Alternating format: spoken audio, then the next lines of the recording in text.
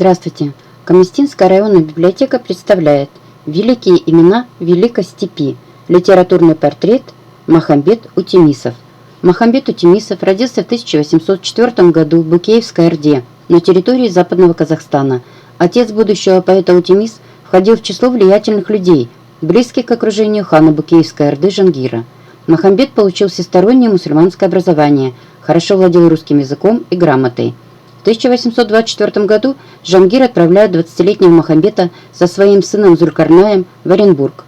Около 6 лет в качестве воспитателя ханского наследника поэт прожил в Оренбурге. Позднее отношения между ханом Жангиром и Махамбетом стали натянутыми, а затем произошел разрыв. Старания хана Жангира привлечь Махамбета на свою сторону не имели успеха. Тяжелая жизнь простого народа наполняла сердце поэта горькой ненавистью к правящим кругам. Хотя по происхождению Махамбет Утемисов был одного круга с ханом Жангиром, несправедливость степного уклада жизни не удовлетворяла мятежного поэта, его горячее сердце борца за свободу и равенство.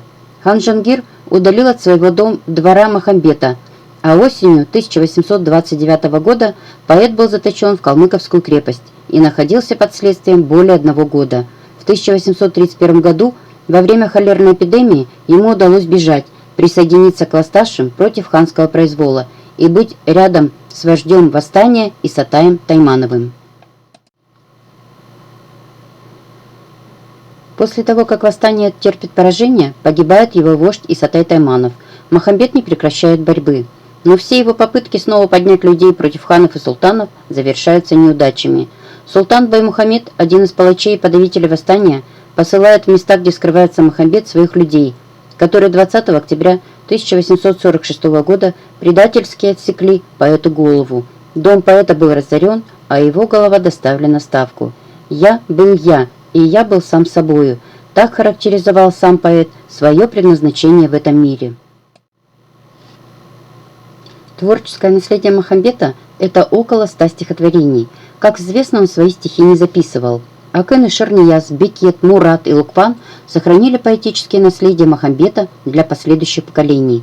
Махамбет Утемисов – родоначальник гражданской и политической лирики.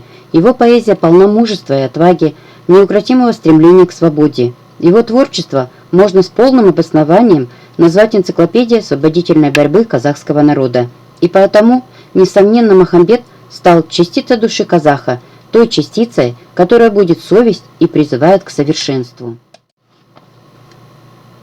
Смелый и темпераментный, бьющий своими стрелами стихами угнетателя народа, разоблачающий лицемерие и произвол ханского строя, пламенный патриот, горячо любивший родину и свой народ, всю жизнь стремившийся к воле и свободе, несгибаемый борец за дело народа, поэт Махамбет Утемисов вошел в историю казахской литературы как один из ее выдающихся представителей.